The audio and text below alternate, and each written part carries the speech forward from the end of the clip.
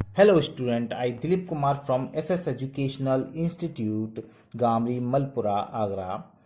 Today we are going to, the topic is a scheduling algorithm in operating system and our topic is a priority scheduling. बच्चों अभी तक हमने आपको जो scheduling पढ़ाई हैं उन सभी शेड्यूलिंग में हमने आपको नॉन प्रिमिटिव और प्रिमिटिव दोनों तरीके की शेड्यूलिंग पढ़ाई हैं. सो यहाँ पर आज हम बात करेंगे प्रायोरिटी शेड्यूलिंग की बात करेंगे. प्रायोरिटी शेड्यूलिंग से ही डिसाइड हो रहा है कि किसी न किसी शेड्यूलिंग में हम बात कर रहे हैं, जो भी प्रोसेस है उसकी प्रायोरिटी सेट कर रहे हैं. ठीक. अब आप सोचिए कि अब तक हमने जितनी भी शेड्यूलिंग पढ़ी कि highest response, longest job, shortest job, FCFS, shortest remaining, longest remaining, और सबसे हमने जो लास्ट में पढ़ी थी वो पढ़ी थी हमने राउंड रॉबिन. ठीक. राउंड रॉबिन में हमने टाइम क्वांटम को डिसाइड किया था कि हमें टाइम क्वांटम की ज़रूरत क्यों पड़ी थी. सेम चीज़ किसी तरीके से जब कोई एल्गो बनती है दैट मीन्स कहीं ना कहीं उसकी रिक्वायरमेंट्स होती ही है. प्रायोरिटी शेड्यूलिंग में हमें प्रायोरिटी की रिक्वायरमेंट किस तरीके से पड़ी, क्यों पड़ी. आप देखिए, न तो ये बस टाइम पे डिपेंड करेगी, ना ये रेस्पॉन्स टाइम पे डिपेंड करेगी, ना ये वेटिंग टाइम पे डिपेंड करेगी, ना ये टर्न अराउंड टाइम पे डिपेंड करेगी.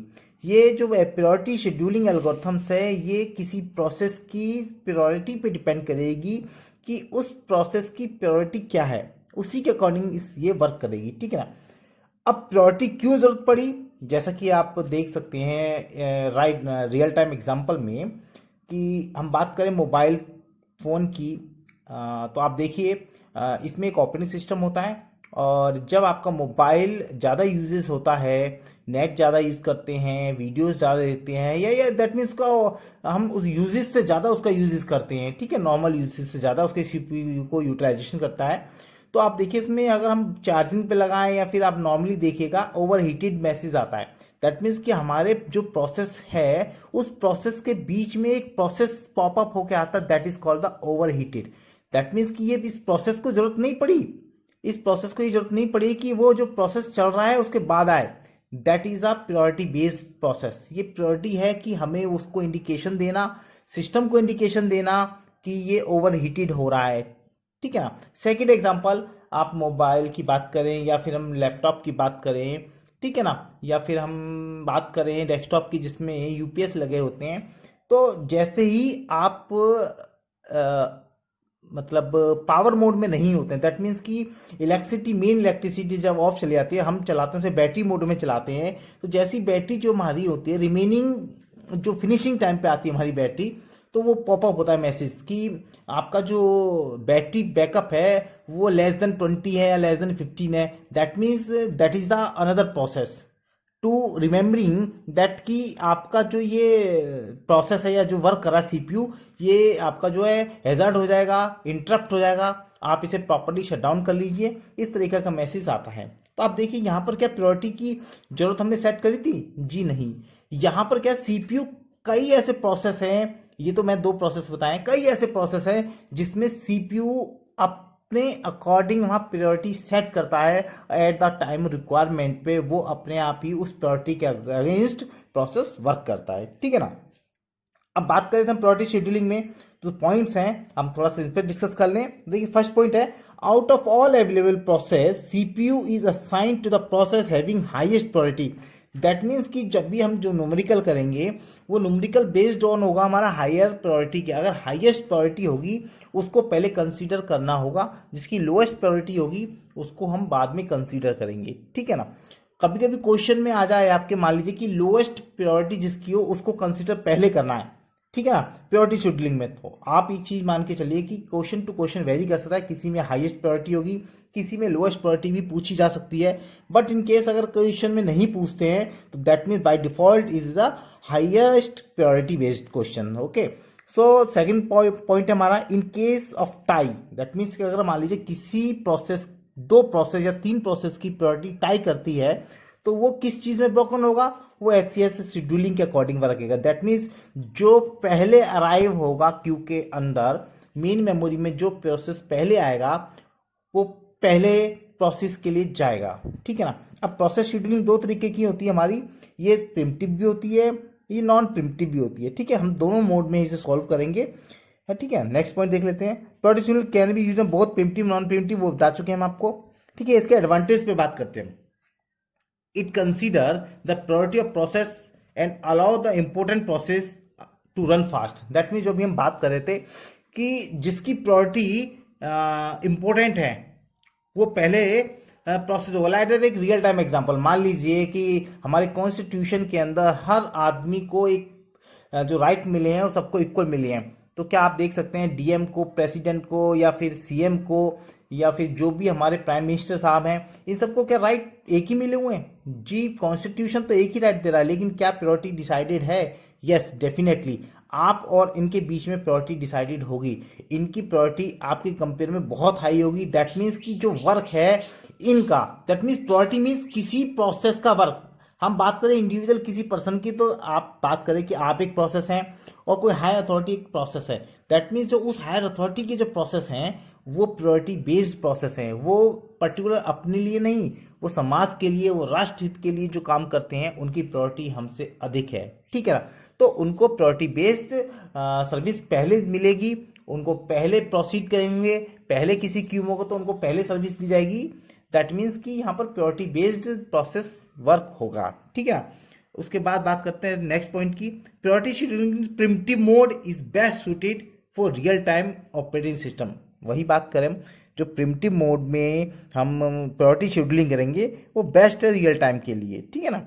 तो प्रिमिटिव नॉन प्रिमिटिव दोनों हैं, प्रिमिटिव भी अभी दिखाएंगे क्वेश्चन के अंदर। अब देखिए डिसएडवांटेज की बात करते हैं, क्या इसकी ड्रॉबैक्स क्या है। प्रोसेस विद लेसर प्रायोरिटी में स्ट्रे फॉर सीपीयू। तो स्ट्रे मतलब है स्टारवेशन की कंडीशन क्रिएट कहाँ होती है। सबसे पहले हम जानेंगे कि स्टारवेशन होता क्या है। Let's take an example, real time example for starvation. So आप कंसिडर कर लीजिए कि मान लीजिए आप एक बर्गर शॉप में गए, आपने बर्गर शॉप वाले को ऑर्डर दिया कि मुझे 100 बर्गर चाहिए, ठीक है, 100 बर्गर, ठीक है ना। ठीक है, जो सर्विस देने वाला है वो एक होगा या 2 पर्सन होंगे, ठीक। एट द टाइम जैसे ही आपने उसे ऑर्डर दिए 100 बर्गर के, तो 100 बर्गर तो एकदम आपके सामने लाएंगे नहीं, वो जो 2 वेटर होंगे वो ज़्यादा 2 बर्गर 4 बर्गर एक साथ लेके आ सकते हैं, ठीक है ना।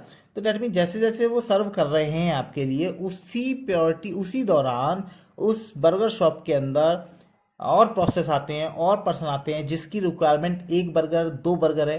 तो आप देखिए कि क्या वो आपके जो बर्गरों की क्यू है, उस क्यू जो बर्गर बन रहे हैं, क्या उन बर्गरों में उन्हें 100 बर्गर बनने के बाद बर्गर देंगे? जी नहीं, डेफिनेटली वो उस शॉर्ट प्रोसेस को पहले रन करेंगे, ठीक है। दैट मीन्स कि उनकी प्रायोरिटी को वो हाई समझेंगे, क्योंकि उन्हें पता है ये क्यू में 2 बर्गर चाहिए, 1 बर्गर चाहिए, लेंगे और चले जाएंगे, ठीक है ना। आपकी क्यू तो बड़ी लंबी है ना, क्योंकि आपको तो 100 बर्गर की रिक्वायरमेंट है। तो डेफिनेटली छोटे छोटे करके इस तरीके से मान लीजिए 1 आता है, 2 आता है, 1 आते हैं, 2 आते हैं, तो आप सोचिए कि आपके जो 100 बर्गर की जो क्यू चल रही है वो डेफिनेटली कहीं ना कहीं ब्रेक हो रही है, इंटरप्ट हो रही है। तो वही बात कर रहे हैं, जो इंटरप्शन होता है उस क्यू के अंदर, जो सर्विस प्रोवाइड नहीं होती है, बार बार जो ब्रेक होती है, that is called the starvation. Starvation means है कि कोई प्रायोरिटी बेस्ड प्रोसेस आने से जो कंटिन्यूटी जो चलती है बस टाइम की, मतलब बस टाइम का मतलब मान लीजिए 1 सेकंड में 1 दे रहा है आपको वो, ठीक है ना बर्गर, तो आपको 100 सेकंड में आपको 100 बर्गर मिलने थे। बट क्या होता है कि 3 सेकंड या 4 सेकंड बाद, हर 1 सेकंड बाद एक प्रोसेस आता है और वो अपनी रिक्वेस्ट पहले करता है। तो जितना डिले आप हो रहे हैं, delay is called the starvation.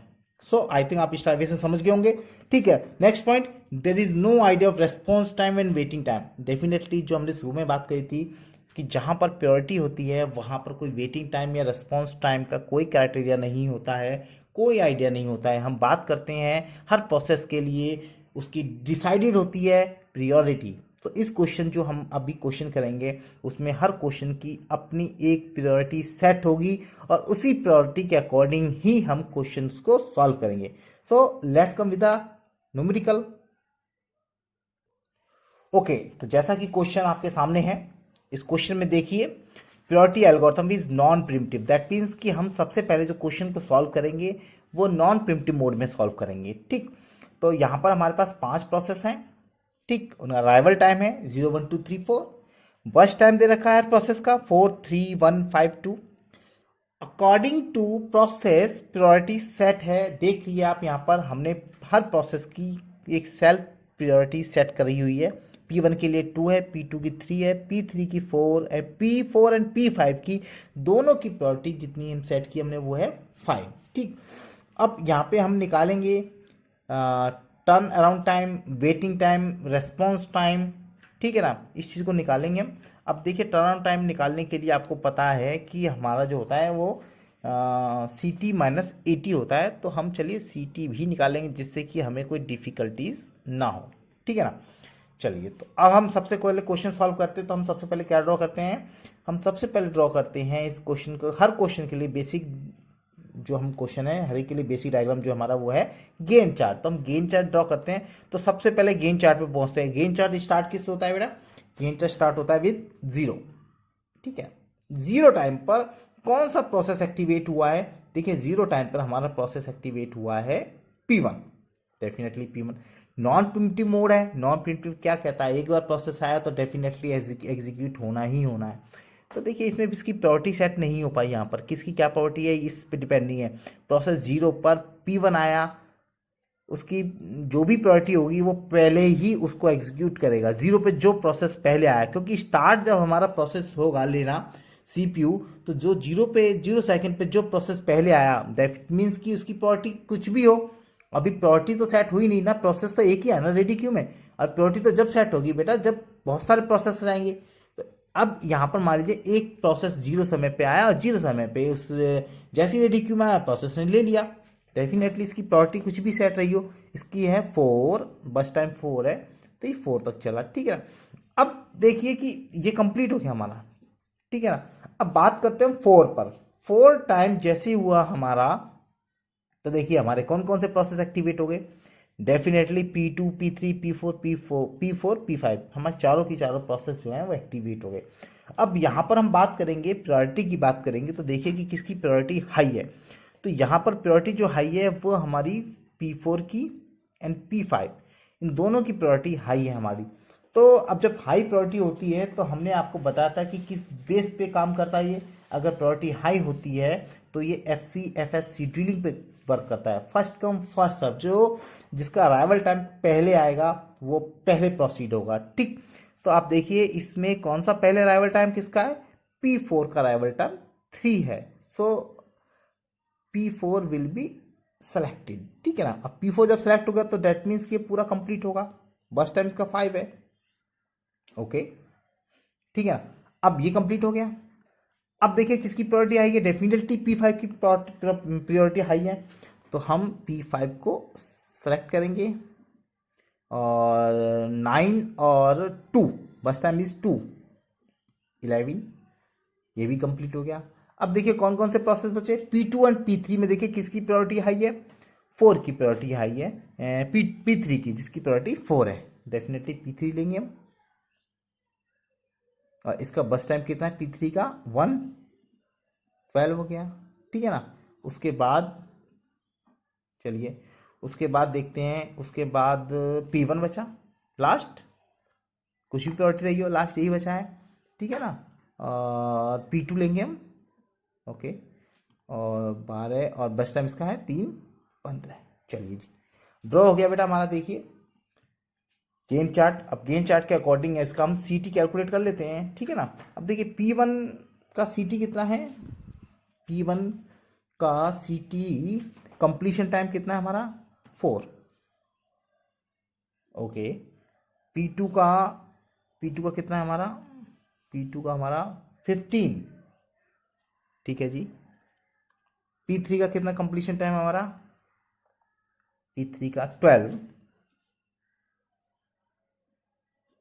P4 का 9, P5 का 11, ठीक है, यहाँ तक समझ आया आपके।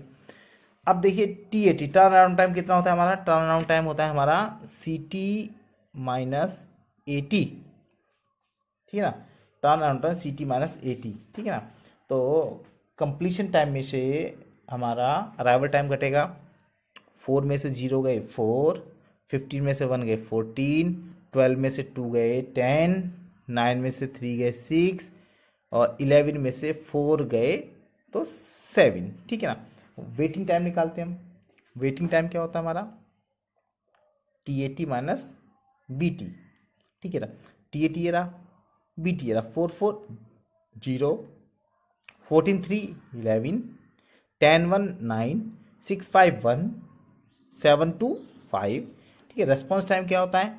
रेस्पॉन्स टाइम होता है हमारा फर्स्ट टाइम जब हमारा प्रोसेस आता है, और इसमें से हम घटाएंगे अराइवल टाइम को। देखिए P1 कब आया? 0 पे, 0 पे आया, 0 पे मिल गया हमें, ठीक है। P2, P2 कब आया हमारा? 12 पे, 12 में से 1 गया, 11, ठीक। P3 देखिए, P3 हमारा आया 11 पे, 11 में से 2 गए, 9 हो गया, ठीक है। P4 देखिए 4, 4 में से 3 गया, 1। P5 देखिए 9 में से 4 गए, 5। देखिए ये देखिए, ये एंड ये दोनों सेम है, जैसा कि नॉन प्रिमिटिव में होता है। वेटिंग टाइम और रेस्पॉन्स टाइम जो है ऑलवेज भी सेम, ठीक है ना। और क्वेश्चन में ज़्यादातर क्या पूछ लिया जाता है? Average T A T, average T A T जोड़ेंगे तो टोटल आया 41/5, 8.2। और average waiting time, average waiting time इसे जोड़ेंगे तो 11 9 20 26/5 = 5.2, ठीक है। देख लीजिए एक बार आप गौर से, इस तरीके से न्यूमेरिकली सॉल्व हो गया विद नॉन प्रिम्पशन, ठीक है ना, priority algorithm with non preemption, ठीक है। नेक्स्ट क्वेश्चन जो हम करेंगे वो प्रियोरिटी एल्गोरिथम विद प्रिम्पशन करेंगे, ओके। चलिए नेक्स्ट क्वेश्चन की तरफ मूव करते हैं। देखिए जैसे जो प्रीवियस क्वेश्चन लिया था हमने priority algorithm with non preemption, same वही क्वेश्चन हम ले रहे हैं प्रियोरिटी एल्गोरिथम विद प्रिम्पशन के अकॉर्डिंग। हम प्रियोरिटी सेट है इसमें, हम इसे प्रिम्पशन के अकॉर्डिंग सॉल्व करेंगे, ठीक है ना। जैसा कि मैंने बताया था कि अगर क्वेश्चन के अंदर नहीं दिया है तो, और दिया भी है तो, जैसे मेरे इस क्वेश्चन में दिया consider high priority, that means कि हम हाई प्रायोरिटी को कंसीडर करते हुए बात करेंगे, ठीक है ना। प्रीवियस क्वेश्चन में भी मैंने हाई प्रायोरिटी की ही बात करी थी, बट ये जो है प्रिम्पशन का मतलब है यहाँ पर प्रोसेस जो प्रिम्प्ट होगा, दैट मीन्स कि हर प्रोसेस जो है वो प्रिम्प्ट होगा एक पर्टिकुलरली प्रायोरिटी के अकॉर्डिंग। जो भी है क्वेश्चन हमारा वो प्रिम्प्ट होगा, ठीक है ना। अब देखते हैं कि किस तरीके से क्वेश्चन सॉल्व होता है, ठीक है। तो सबसे पहले हम इसमें क्या ड्रॉ करेंगे? सबसे पहले हम इसमें ड्रॉ करेंगे गेन चार्ट, ठीक है ना।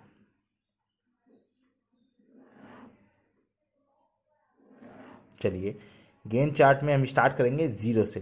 तो देखिए 0 पे हमारा कौन सा प्रोसेस आया? P1। चलिए जी, P1 प्रोसेस आया। आप जानते हैं प्रिमिटिव के अंदर क्या होता है, पर सेकंड पे हम मूवमेंट करते हैं कि कहीं कहीं नेक्स्ट सेकंड पे कोई दूसरा प्रोसेस तो नहीं आ गया, ठीक है। चलिए अगले सेकंड पे देखिए कौन सा प्रोसेस जनरेट हो गया हमारा, कौन सा प्रोसेस क्यू में आ गया हमारा? P2 आ गया। अब देखिए P2 की प्रायोरिटी जो है P1 से हाई है, जी हाँ है। P2 की प्रायोरिटी P1 से हाई है, दैट मीन्स कि P2 जो है वो प्रोसीड होगा, क्योंकि ये क्वेश्चन हमारा प्रायोरिटी एल्गोरिथम है, जिसकी प्रायोरिटी हाई होगी वो पहले एग्जीक्यूट होगा, ठीक है ना। तो अभी P1 तो एग्जीक्यूट नहीं हो पाया ना, P1 का बस टाइम कितना था? 4, लेकिन एक सेकंड बाद ही P2 जनरेट हो गया, P2 क्यू में आ गया, दैट मीन्स कि जो 4 है ये 3 अभी इसका बस टाइम बचा है, और यहाँ पर हमारा P2 जो है वो अराइव आगे हो गया। और P2 हमारा जैसे ही एक सेकंड चलता है, जैसे 2 पे होता है, आप देखिए P3 जो है वो क्यू में आ जाता है। अब P3 क्यू में आके देखिए कि P3 की जो प्रायोरिटी है वो P2 से हाई है, जी हाँ। P2 की प्रायोरिटी 3 है और P3 की प्रायोरिटी 4 है। तो दैट मीन्स कि जो P2 है वो भी हमारा केवल एक ही सेकंड चला, इसका भी अभी 2 सेकंड बस टाइम बचा हुआ है, और जब तक हमारा P3 जो है वो क्यू में आ गया, ठीक है जी। जैसे P3 हमारा एक सेकंड चलता है तो क्या कोई दूसरा प्रोसेस एक्टिव होता है? डेफिनेटली P4 एक्टिवेट हो गया, क्योंकि P3 थर्ड सेकंड पर देखिए P4 की प्रायोरिटी 5 है और P3 की प्रायोरिटी कितनी है? 4 है। दैट मीन्स कि P4 हाई प्रायोरिटी का है, P4 पहले एग्जीक्यूट के लिए आएगा P3 से, ठीक है ना। तो इसका बस टाइम हमारा 2 था, ठीक है ना। अब 2 बस टाइम था इसका, तो बस टाइम P3 का हमारा कितना रह गया? 1 बस टाइम बचा। चलिए नेक्स्ट बात करते हैं हम। देखिए पिछले वाले क्वेश्चन में थोड़ा सा चेंज है हमारा। पिछले वाले जो क्वेश्चन लिया था हमने वो P3 पे जो बस टाइम था वो 1 था। इस क्वेश्चन में हमने P3 पे बस टाइम जो है वो 2 लिया है। चलिए कोई बात नहीं, हम इसी के अकॉर्डिंग सॉल्व करते हैं, ठीक है ना। तो P3 प्रोसेस पे देखिए प्रायोरिटी 4 थी, तो P4 हमने जो ले लिया हमने 2 सेकंड पे, तो वो 1 सेकंड चला P3। अब देखिए जैसे 3 आया, 3 पे P4 एक्टिवेट हो गया।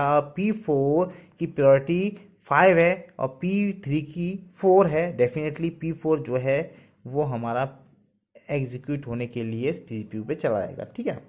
जैसे ये 1 सेकंड चलेगा 4 पे आएगा, ठीक। P4 ले लिया हमने और यहाँ पर इसका बस टाइम जो है वो 1 ही है। चलिए इसको थोड़ा सा टफ करने के लिए मान लीजिए इसका हम बस टाइम से हम 5 ही कर देते हैं, ठीक है ना। थोड़ा सा टफ करने के लिए फिर इसका प्रोसेस जो है बस टाइम P4 का 5 कर दिया, ठीक है ना। तो नेक्स्ट बात करेंगे हम कि जैसे 3 पे हमारा P4 को हमने सेलेक्ट किया। P4 सेलेक्ट होने के बाद जैसे ही 1 सेकंड चलता है 4 पे हमारा P5 एक्टिवेट हो जाता है और ये एक्टिवेट होने के बाद ये हमारा यहाँ पे 4 रहता है बस टाइम इसका, क्योंकि एक तो चल गया सेकंड ही हमारा P4, ठीक है ना। अब जैसे ही 4 पे हमारा 5 एक्टिवेट हो गया तो अब प्रायोरिटी देखेंगे कि किसकी हाई है। तो P5 पर भी प्रायोरिटी हाई है, P4 पर भी प्रायोरिटी दोनों की 5 और 5 है। P4 पे भी 5 है, P5 पे है। अब कौन सा प्रोसेस हम सेलेक्ट करेंगे? डेफिनेटली जहाँ पे कॉन्फ्लिक्ट होगा, दोनों की प्रायोरिटी सेम होगी, वहाँ पर हम FCFS कंडीशन को यूज़ करेंगे, फर्स्ट कम फर्स्ट सर्व। तो इस अराइवल टाइम किसका पहले है वो चेक किया जाएगा। दैट मीन्स कि हाई प्रायोरिटी 5 4 प्रोसेस P4, तो P4 की जो अराइवल टाइम है वो P5 के कंपैरिजन में पहले आया है। आप देखिए इससे ऊपर किसी की प्रायोरिटी नहीं है, तो डेफिनेटली हम P4 को कंटिन्यू कर सकते हैं जब तक इसका बस टाइम पूरा कंप्लीशन ना हो। That means P4 goes for total बस टाइम जो भी P4 का होगा वहां तक जाएगा। दैट मीन्स कि आप देखिए 3 से इसका बस टाइम 5 था तो 5 तक पहुंच गए हम। तो हम इसे डायरेक्ट भी ले सकते हैं और 1 सेकंड बाद 4 कर दिया, तो दैट मीन्स दोनों का मतलब एक ही है। तो यहाँ 8 तक ये पहुंचा, इसका काम कंप्लीट हो गया, ठीक है ना। अब उसके बाद देखिए किसकी प्रायोरिटी हाई है। डेफिनेटली प्रायोरिटी हाई जो है P5 बचा है, P5 को हम सेलेक्ट कर लेंगे। अब हम P5 को लेंगे, हम P5 को कहाँ तक चलाएंगे हम, कितनी है इसकी प्रायोरिटी P5 की 5 ही है, बस टाइम इसका भी 5 है। ओके, P5 का बस टाइम भी 5 है, तो डेट मीन्स कि हम लेंगे 13, नो प्रॉब्लम। उसके बाद ये भी कंप्लीट हो गया, 2 कंप्लीट हो गए। अब देखिए P3 का प्रायोरिटी 4 है। दैट मीन्स कि अब P3 को सेलेक्ट करेंगे हम और इसका बस टाइम कितना बचा है, 1 बचा है, दैट मीन्स 14। उसके बाद हम P2 को लेंगे, हम P2 का बस टाइम कितना है हमारा, 2 बचा हुआ है। अकॉर्डिंग टू प्रायोरिटी ले रहे हैं हम, ठीक है ना। 2 है तो 16 हो गया। और उसके बाद P1 ये भी कंप्लीट हो गया, ये भी कंप्लीट हो गया हमारा। उसके बाद P1 का बस टाइम 3, इसकी प्रायोरिटी सबसे कम है, इसकी प्रायोरिटी केवल 2 ही है। तो ये बची 3 थी, 13 16 19। ओके, देखिए आपका गैंट चार्ट रेडी हो गया। अब यहाँ पर हम कैलकुलेट करेंगे कंप्लीशन टाइम या एग्जिट टाइम। तो P1 का एग्जिट टाइम देखिए कितना है, आप P1 का एग्जिट टाइम है 19। ओके, P2 का एग्जिट टाइम 16, P3 का एग्जिट टाइम 14, P4 का एग्जिट टाइम 8, ओके 8 है, P5 का एग्जिट टाइम 13। देखिए ये हमारा कंप्लीशन टाइम निकल गया। टर्न अराउंड टाइम, आप जानते हैं टर्न अराउंड टाइम को कैसे निकालते हैं, CT माइनस AT। तो CT हमारे पे completion time 19 minus 0 that means 19, 16 minus 1 that means 15, 14 minus 2 that means 12, 8 minus 3 is mean 5, 13 minus 4 that means 9, ठीक। Waiting time you know very well, TAT minus BT, okay. तो TAT minus BT that means 19 minus 4 that means 15, 15 minus 3 that means 12, 12 minus 2 that means 10, 5 minus 5 that means 0 और 5 minus 5 that means sorry 14 sorry यहाँ से देखिए 19 minus 4 19 minus 4 equal to 15 15 minus 3 equal to 12 12 minus 2 equal to 10 okay 5 minus 5 ठीक 0 और 9 minus 5 ठीक है equal to 4 ठीक है सही है सही okay response time that mean first time and arrival time ठीक है ना। तो P1 कब आया हमारा क्यू में 0 पे ही 0 minus 0 0 P1 okay sorry P1 तो आ गया P2 देखिए कब आया 1 1 माइनस 1 0 ठीक P3 देखिए P3 3 सॉरी 2 P3 2 पे आया 2 minus 2 that means 0 P4 3 minus 3 that means 0 and P5 कब आया 8 पे ओके 8 माइनस 4 दैट मीन्स 4 देखिए दोनों का waiting time not equal to response time ठीक है ना। ये प्रिमिटिव एल्गोरिथम है ठीक है। नॉन प्रिमिटिव होता तो response time equal to waiting time आता डेफिनेटली। इसमें भी आपको सॉल्व करना है एवरेज